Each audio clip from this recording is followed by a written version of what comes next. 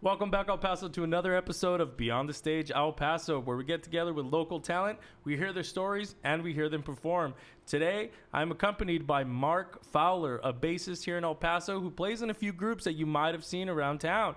So what we like to do here is really bring in the artists that we know can make an impact, that can share their stories and inspire you to come in and play. So one thing we're asking is for any musician out there in El Paso to please come on, share your story. You don't know who you may or may not impact. So come on in, share your story, just like Mark's going to share his, just like the previous guests have shared theirs, and share your music. You don't know. We might find your next biggest fan. So come on the show. We'd love to have you. But without further ado, Mark, let's get the ball rolling here. Cool. So you mentioned you were from Philly, right? Yeah, I was born in Philly. So explain Philly to me. I've never been to Philly.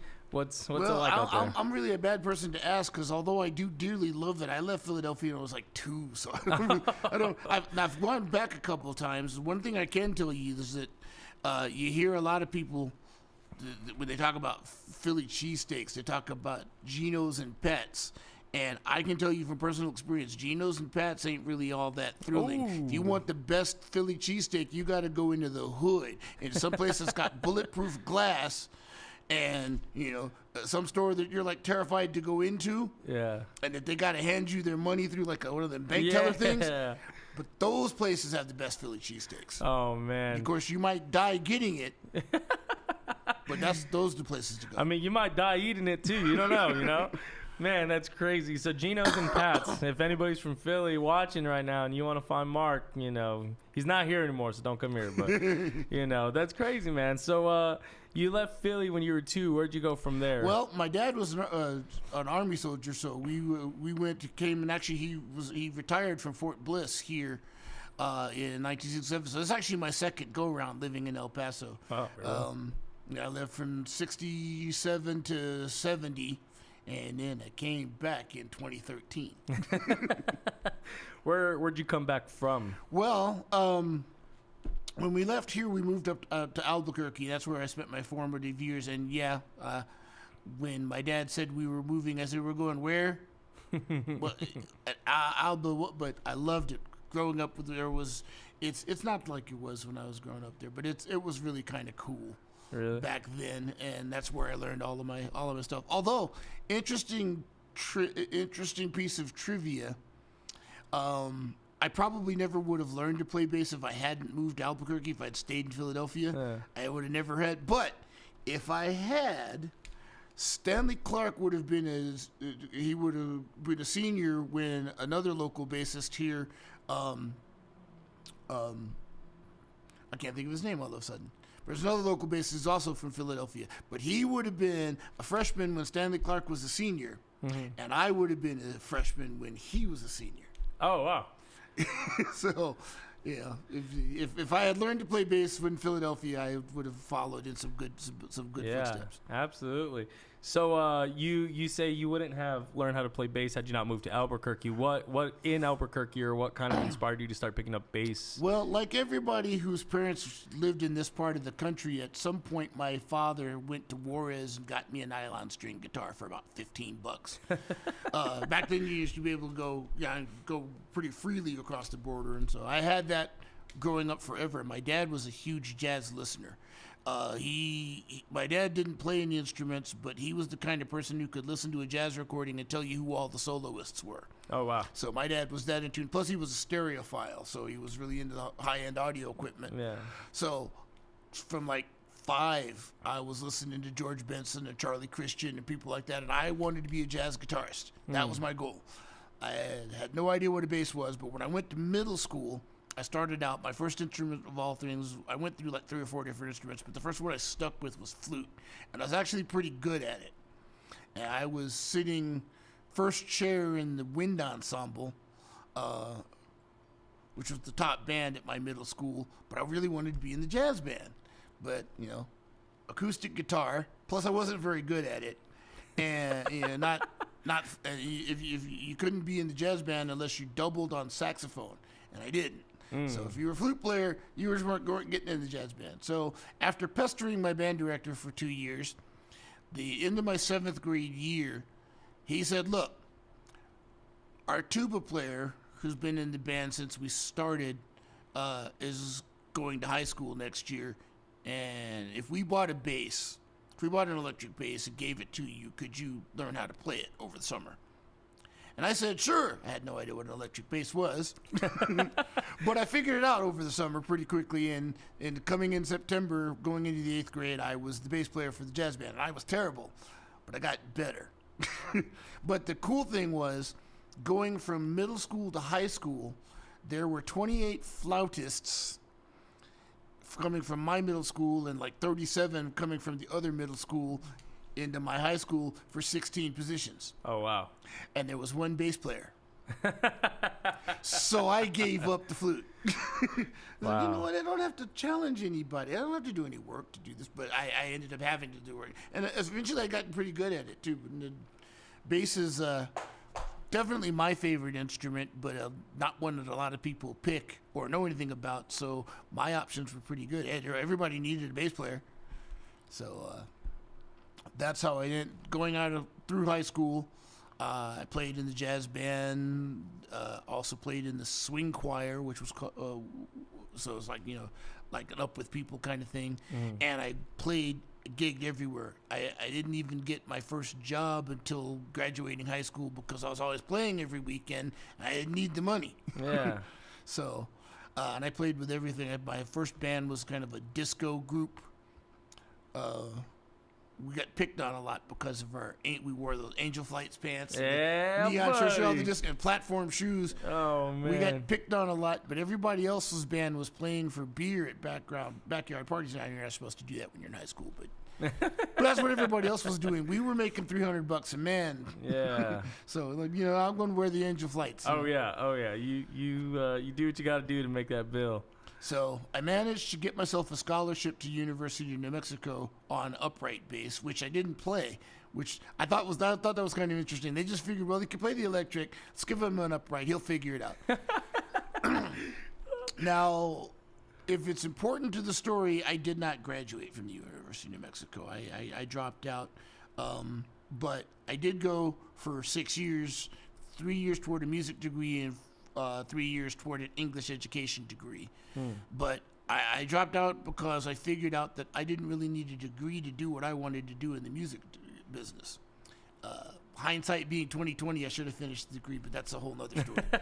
We'll get into that later in the podcast. So it's funny that you mentioned not knowing how to play upright and just them handing it to you. I've got a really good friend. He's one of my best friends. Met him in the Marine Corps. He was a euphonium player, turned bass player, and then he got to the Marine Corps and was like, yeah, I can totally play upright bass. And he was like figuring it out. And the first day I ever met him, he was trying to figure out how to like change the action on the bass. And he was trying to figure out how to rosin his bow, because that was something he never had to do. He was like, I don't know what I'm doing. Like I was like, low string methods was like my favorite class in college. Like methods classes by far. I loved it. I was so good at it. So I like kind of showed him. He was like, thanks, dude. He was like, I have no idea what I'm doing. And now he's one of my best friends. He's a phenomenal bass player. We're about to record an album together. And I think that's like the best thing you can do is just be thrown into the fire. And it's like, hey, your problem, figure it out. Yeah, like you put out the fire, you're either going to burn or you're going to come out burning. So like, yeah, I love that whole, swim or drown kind of mentality of like, yeah, I'll figure it out. And that's something I do a lot. And it's like, hey, can you do this? And I'm like, yeah, I can do that. And then as soon as they leave, I'm like, how to do such and such. Be like, yeah, I'll figure that out. One of my first road gigs, I played with this artist named Norma Frazier, who she's actually from Jamaica and hung around with Rita Marley and people like that, and had a big hit with the first a cover of the First Cut Is the Deepest. It's like pretty well known. So I mean, Norma was a big deal. But she called me on the phone and said, "Yeah, I need a bass player. Can you play reggae?" I said, "Sure, I can." Hung up the phone and said, "What?" I've listened to some reggae. And I know like 3 Bob Marley songs, but I better immerse myself. And well, the next 2 weeks before the rehearsal, listen to as much reggae as I can, specifically her stuff. But I'm actually pretty good at reggae now. But at the time when I got that gig, I didn't. Yeah, I'm an R&B and funk guy. Is really my thing. Although I have pretty much played every style of music that there is, and my goal, one of my big influences, well, my two biggest influences, Marcus Miller and Nathan East. And at the time when I was learning to play bass, those guys were on everybody's records, and I mean literally everybody. Mm-hmm. If you picked up a record and you didn't see Marcus Miller or Nathan East's name on it, it wasn't a very good record. Yeah. So I don't want to cut you off, but just for the listeners and the viewers, in the world of education, can you explain who those 2 artists are? Okay. Well, Marcus Miller is arguably the best bassist in the world right now. And there's some guys that have some more technical skills and can do cooler tricks, but he's the guy that everybody calls for recording. He played with David Sanborn back in the day and wrote and produced it. He also wrote and produced for Luther Vandross and Miles Davis, of all people. And wow. Marcus put out his first solo album, which was called The Sun Don't Lie. And I'll be honest, I'd listened. Actually, technically that wasn't his first solo album. He put out 2 pop albums before that, and they were okay, but pop star wasn't really his thing. This was more the jazz thing. Yeah. Bass led, and Marcus was the key. Now, Nathan East, on the other hand, has played with everybody, most notably with Eric Clapton during that astonishing run during the 80s when Eric Clapton kind of made his quote-unquote comeback. Nathan East was the bass player with him. He played on the Footloose, and he's like the soundtrack guy. Nathan East has played on everybody's soundtrack. He's currently, I think if you Google him, he's got the world record as the most recorded bassist in history right now, surpassing the great Ron Carter. Ron Carter's an upright bassist, Nathan East electric, but I think Nathan surpassed him about 3 or 4 years ago. And Nathan also is the linchpin of a smooth jazz group called Foreplay that's been around about the last 15 years or so, and they're monsters. Nathan also put out 2 solo albums a couple years ago that were pretty cool. Weren't as good as Marcus's though, but that's not a competition. Everything's a competition. Yeah, but Nathan is the most melodic bass player I've ever heard in my life, and those 2 guys struck a chord with me when I was coming up because, like I said, they played with everybody and they were first call. So my thing was, whatever those 2 guys are doing, I need to do it. Whatever their mindset is. I mean, and I've studied all the albums both of them have recorded on. I've read every interview either one of them has ever done. If either one of them ever wrote a book or an article or did a podcast, I still listen to Marcus's Sirius XM show every week. Whatever Marcus and Nathan are doing, I'm going to do it. Yeah. Eventually, if I haven't already done it. And so those guys are. And my goal when I started playing was just to be the bass player you call. Period. Yeah. I don't care what it is. We're doing Gregorian chants, salsa music, whatever. You call me and I'll do it. I struggle a little bit with country and death metal. But just about everything else in between, I can play. I can play. Mark, I just want to see you on stage with a death metal band, man. That true story. I used to play with an Evanescence tribute. Really? So I've done hard. I haven't done death metal, but I've done hard rock. So.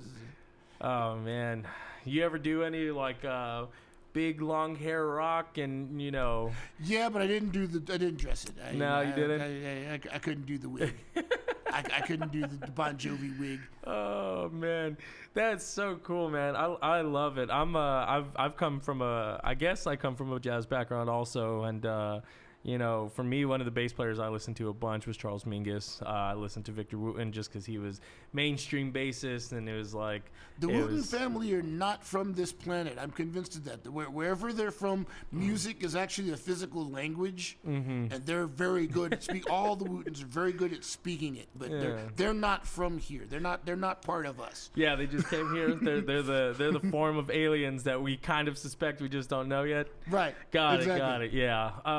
But I think it's funny because I'm a drummer, and I got introduced to Buddy Rich, Max Roach, Steve Gadd, all those cats, and I was like, man, they're so good. And I remember I was going spang, spang-a-lang, spang-a-lang, and then I'd watch a video of Buddy Rich just like going crazy. I'm like, how am I ever gonna get there? And my tidbit of advice to everybody watching, and if you're an aspiring drummer, is to not compare yourself to those guys. Those guys are on a completely another level, and it's not so much that they were better than me at the time. They were just further along. And that's something I can look back now and kind of reflect on is, they weren't so much better than me, but they were further along. It's not that they were more musically talented, but they had spent way more time on there. Yeah. And that was something that was hard for me to grasp as a young kid, because I was like, I'm never going to get there. I'm so far behind. And it was like, I'm just starting my journey as opposed to them at the pinnacle of theirs. So, for younger artists, don't ever compare yourself that much to,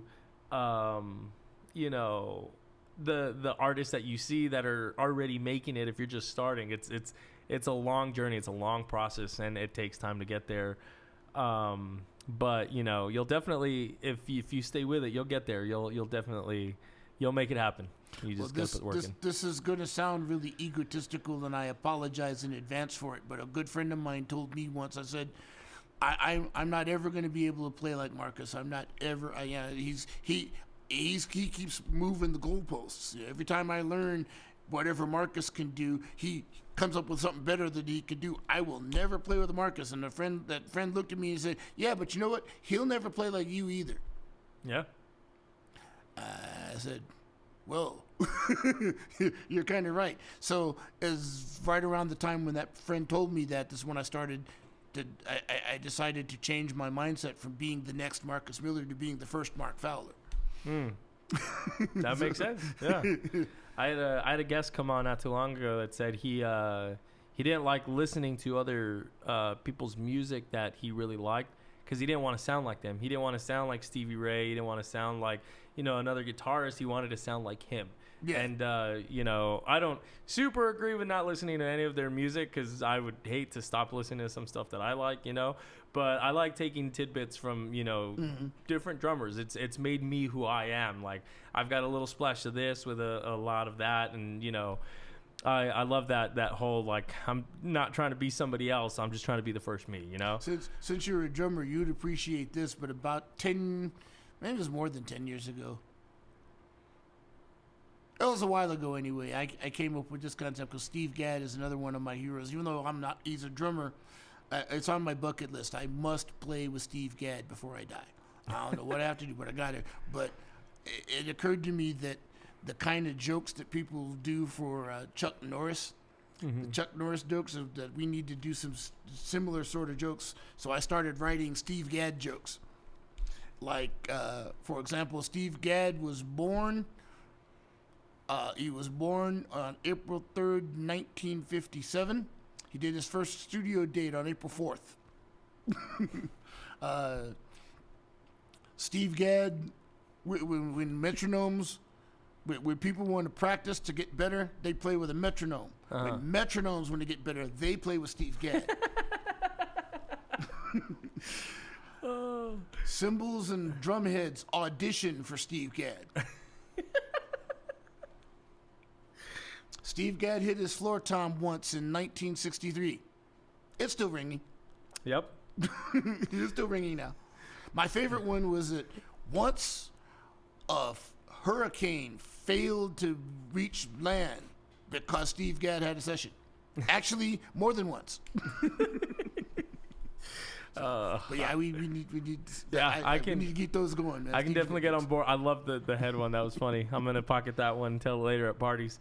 Man, that's funny. So you're a big R&B guy, you said, right? Yeah.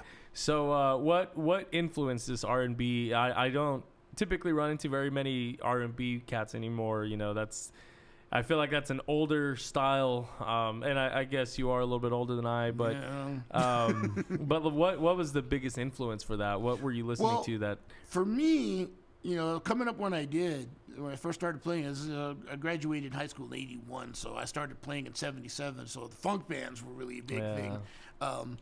I was listening to a lot of Cameo and a lot of Earth, Wind and Fire, a lot of Pleasure. And I'm a slap fanatic, by the way. That's my favorite thing to do. Although I probably won't do that in the two songs I play today, but that's my thing. I'm really a huge slapper. But that's what I was listening to. Plus, I always was really into Stevie Wonder and War, and I mentioned my hero, George Benson. I still want to be him when I grow up, even though I play a different instrument than he does now. That's another bucket list for me, too, is I got to play with George Benson before I die. One of my first heroes actually he has a bass player named Stanley Banks, and Stanley is not really well known to people outside the jazz community, but the first thing I saw when I first saw George Benson perform live, I was watching Stanley Banks, and he's conducting the band. I don't know if he was George's musical director at that time or what, but I was watching him conduct the band. He's leading everybody through things, and I said, I want to do that. That guy. So, I mean, I actually paid more attention to Stanley than I did to George. Don't tell George, because I still want my gig. Well, George, if you're watching, hey, my boy Mark here wants to play. So, man, that's pretty fascinating. I haven't had these crazy experiences where I gotta see a lot of these people that I look up to. It's been finding. Lucky for me, I didn't have to go find records. I could just be like Spotify, open up, listen. And I think that's something that this younger generation takes for granted. I had a really phenomenal, my first drum teacher. He would always tell me stories about how he had to go and walk and stand first in line to get this record that just came out so he could go and practice, and he'd put it on his record player and practice all day and figure out what they were doing. And I was like, what was that like? I just got to go to Spotify and I can pick up 6 versions of it right now. So I think that was the biggest practice helpfulness for me was in high school, just listening. I would walk around. It was super lame. I was the guy that wasn't listening to the pop 40s because I was listening to jazz. I was trying to figure out because I was terrible at it. I was really bad at jazz. I didn't want to play jazz. I just wanted to play drum set. But that's what I had to do. That was the price I had to pay, was to be in the jazz band. And I loved it. From there on, I really focused on it. I practiced. I became what I am. I went to school, joined the Marine Corps, was playing jazz in the Marine Corps, and took me places, man. I got to play in France. I got to play in Canada. It was by far a phenomenal experience, and it was crazy how far music can take you.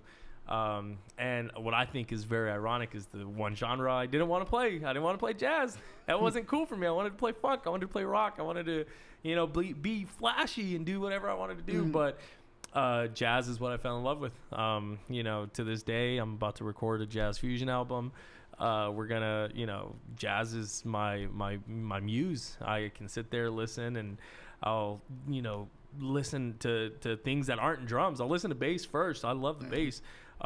Be like, oh, that's such a good lick that he's playing. I love the way he walks. It's a nice groove. It's not just whatever. And then I'll start listening to whoever's soloing and be like, oh man, did you hear he's got so many tones there. It's phenomenal. So, jazz seems boring at, the root of it. But when you really get into it, there's so much going on that it's it's so fascinating. There's so much more than, some of these pop tunes that are 4 chords repeated and, a lyricist over it. And it's kind of unfortunate that it's losing, jazz is dying out, but there's going to be a resurgence somewhere. And it's funny. Well, funny is probably the wrong word, but I find that throughout my career, as long as I know, the cats who can play jazz really well can play pretty much all the other genres, but the guys who play the other genres can't necessarily play jazz. Yeah. And I think you have to be at a certain knowledge level. I was starting to say education level, but it's not really education. You have to have a certain level of knowledge and competency about music to play jazz, and it translates to the other things, whereas the other ones you don't. And that may sound a little snobbish, but I find that true all the time. Guys who can play jazz standards can also play rock and play country or whatever, and they're usually faster at learning songs and all those things. But the guys who just play rock or just play country can't necessarily adapt to jazz quite so well. Yeah. I find that. I do teach locally as well. I teach privately, but I also am going to be part of a new school that will be opening in January called Glory Made. Glory Made really is somewhat geared toward Christian musicians and church musicians, but as a school, we're teaching everything. We got beat making classes, we got all the instruments, vocal classes, theater. Oh wow! So we're teaching everyone. It's open to everybody. It's not just about church musicians. But the reason that I mentioned that, the fact that I teach, is I always tell my students that you guys have come about in a great age musically, because when I wanted to learn a song, I had to go buy the album, or at least the 45, and then you had to sit in front of your turntable and put the needle on the record and listen to it and just start it again and it took weeks to learn songs, and sometimes you learned them wrong. Today's people can open up YouTube and there's 50 guys showing you how to do that, show you exactly where to put your fingers. They got tablature, which I used to be an absolute Nazi about. I couldn't stand tablature. I said, if you're going to learn to read music, learn to read music. Yeah, don't this tablature, and I used to hate it, but I have a couple of students, well, they're not my students anymore, but I had them for a really long time, from when they were like 11 and 13 up until they graduated high school, and they had a little band together. It was all kids their age, and I had been telling them for years that tablature is guitar specific. You can't hand your piano player tablature and have him do it. So I was at their band rehearsal one day, and the guitar player takes a tablature out of his pocket, hands it to the keyboard player, and he says, "Oh, okay." I was like, yeah, there goes that one. So I have begrudgingly accepted tablature. But kids, if you're listening, go ahead and learn the real notes too. Don't stick with the tablature. Learn the whole thing.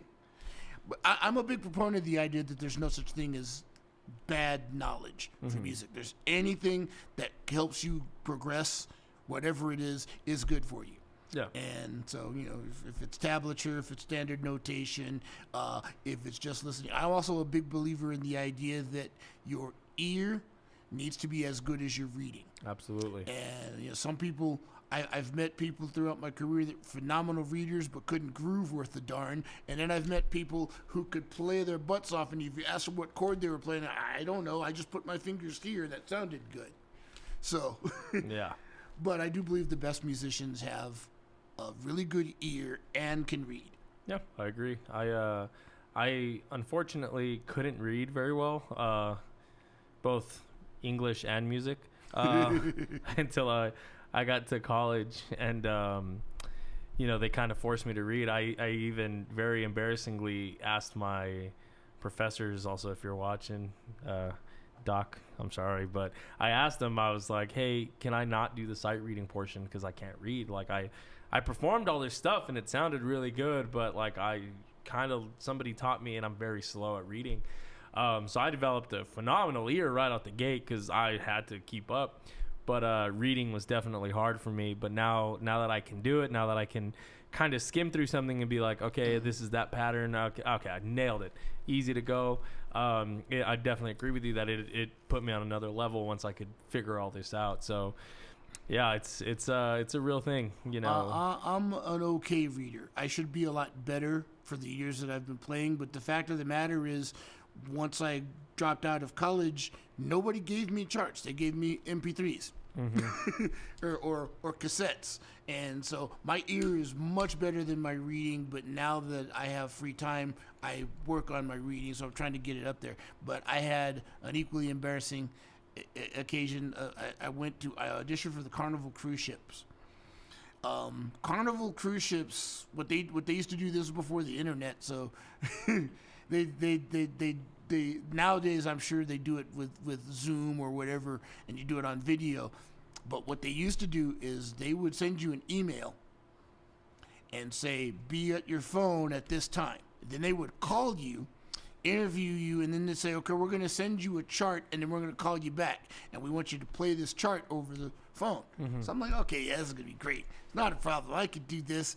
And I did the interview portion, and then they hung up, and they said, we're going to call you back in 15 minutes. We're going to send you a chart. I opened up my email, looked at the chart, and I went, and when they called me back, I said, never mind. I don't want to go on the cruise ship. The chart was just ridiculous, all 16th notes, and like, I can't read that. Never mind. In 15 minutes, no. Maybe call me back in 15 weeks, and I can read this. But so I didn't ever go on the Carnival. Looked like the Black Page by Frank Zappa. Right. Yeah. I was like, there's no way I can. And it was just circus music, so I mean, when I listened to it, I said, "Oh, I can play that." Yeah. But when I was trying to read it, no, sight reading was not going to happen. Yeah. So you're playing 2 songs today, right? Yeah. Do they have any kind of like sentimental value? Is it just kind of something you like to play? Well, one of the songs is a tribute. Let's see. I'm trying to remember what I sent you. One of them is a song called "Let's Chill." It's a cover of a song by a band called Guy. Teddy Riley is one of my big influences too, even though he's not really a jazz guy. I loved late '90s, early 2000s R&B. Man, I was a big fan. The New Jack Swing era, as they call it. And this is a ballad from my favorite New Jack Swing album. The other one, if I remember correctly, that I sent you was called Charles Wright. Now, Charles Wright is a musician that should be a lot more well known than he is, but everybody knows one song for sure. That's when it goes, "Express Yourself." So that was Charles Wright. Charles Wright and the Watts 103rd Street Band, and I had the fortune of playing with Charles Wright for a brief period before I moved here. Really a sweetheart of a guy, and I got to record an album with him. The album is called Finally Got It Right, WRIGHT. There's 4 bassists credited, and even me listening, I can't tell which songs I'm on. Sometimes Charles played bass himself, so but I'm on there, and that was my first all music guide credit. Yeah. So the first time I saw my name affiliated with a major label release was with Charles Wright. So I wrote this song as a tribute to him. Oh, that's great. Well, I'm really looking forward to hearing both of those. Before we wrap up, you want to let them know where they can find you if they're interested for lessons or just to listen to music. I know you have. Actually, let's touch up on that. You have a album coming out, right? Yeah. I actually am working on my first CD. I released a single about 3 years ago called all of a sudden I can't remember the name of my own song. Hold on a minute, it'll come to me. One Step. And it's available on Spotify and places like that. And it was recorded with a lovely lady named Rosie Varela, and we put together this collective, and I was the best-selling artist out of our collective. Now, let me qualify that. I sold 15 downloads and nobody else broke 10. But that's you're still the I'm best. The best-selling artist on the sir. label. But I've been threatening since that to do a full album, and I finally got my thesis together and put it together along with Eric Bozeman, and we should be releasing just after the first of the year. In fact, actually though, just last night I dropped the first single on DistroKid, so it should be hitting Spotify literally any day now. What's it called? The single is called Crackhead Yard Sale, and yeah, okay, I gotta explain that. I live in a part of the Northeast that we call the Angel's Triangle now, but it used to be called the Devil's Triangle.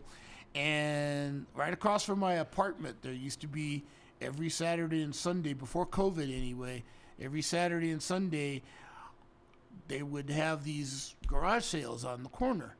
And if you went over there, you'd look at this was some of the most horrible. There's no way anybody would buy this stuff. And I can't prove that the people having the garage sales were crackheads, but they kind of look like it. And if you look closely enough, if you had something stolen recently, it might be in there.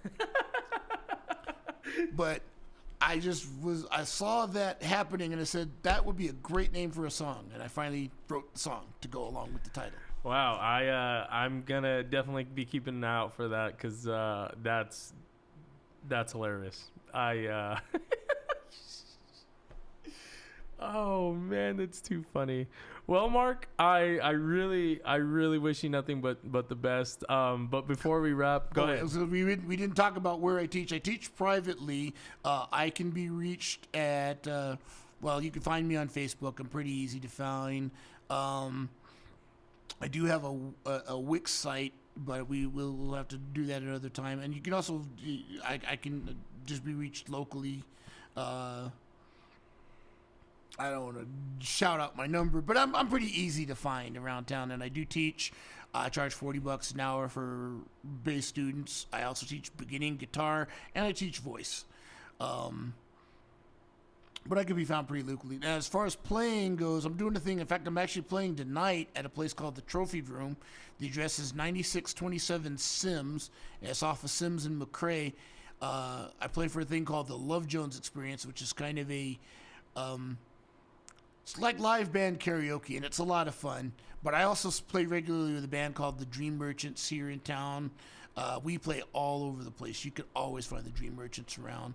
I occasionally play with Hypnosis, which Hypnosis plays a lot of things. We've got a horn section and everything, but the thing we're most known for is we play extremely accurate Steely Dan covers. We also operate as a Steely Dan tribute band called Showbiz Kids. I'll play with a collective, kind of an all-star band called Wildflower. Valerie Rose Ortega and her husband, Eddie. They play. It's a lot of bands say they can do this, but that band literally can play anything. Oh, wow. And sometimes we go without a set list and just take suggestions from the audience. We play a whole night that way, and so it's a lot of fun. I have my own jazz group called Encore Jazz, which will be playing a lot of the music on my CD eventually.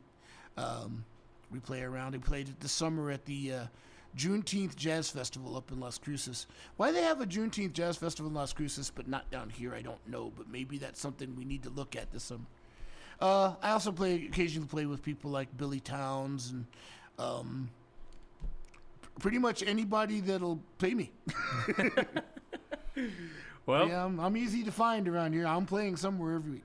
Cool. Well, if you want to get in contact with Mark, you just gotta Facebook. Is that the best way to reach you? Facebook's probably best. Find him on Facebook. His name is Mark Fowler, M-A-R-K, Fowler, F-O-W-L-E-R. Yeah. There we go. When the single hit Spotify, which I said like should be hitting any day here, it's under Mark A. Fowler because there's two other Mark Fowlers on Spotify. I found that out in uploading. So Mark A. Fowler is me. All right. Well, thank you so much for joining us. We're about to hear Mark perform, but don't forget, if you want to reach out to him, find him on Facebook at Mark Fowler. Find him on Spotify as Mark A. Fowler, and get ready for Crackheads. What was it? Crackhead Yard Sale. Crackhead Yard Sale. All right. Well, let's get ready.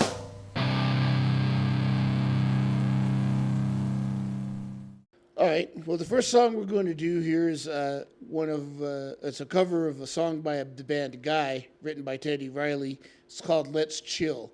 I'm kind of going for the Wayman Tisdale kind of feel on this.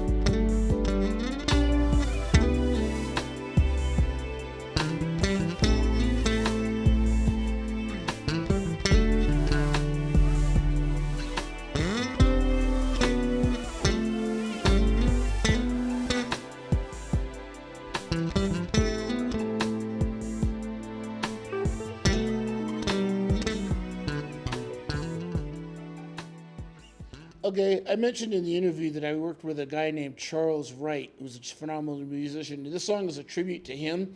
It's kind of modeled after his guitar playing. It also features some really great musicians from the local area: Israel Aguirre, Osama Gadi, and Joe Rodriguez.